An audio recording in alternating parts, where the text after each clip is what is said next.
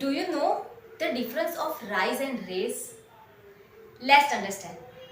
Rise, no object, action by itself. Move up by itself. ઉપર ચડવું. Examples: The sun rises in the east. સૂર્ય પૂર્વમાં ઉગે છે. Prices are rising.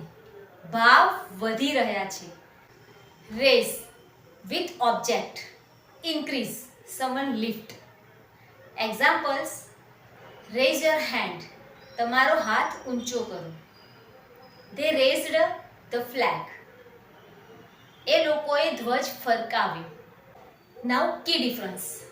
Rise equal self, naturally, and raise equal action by someone.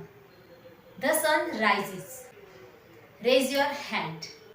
Remember, if it happens by itself, use rise, and if you do it, use raise.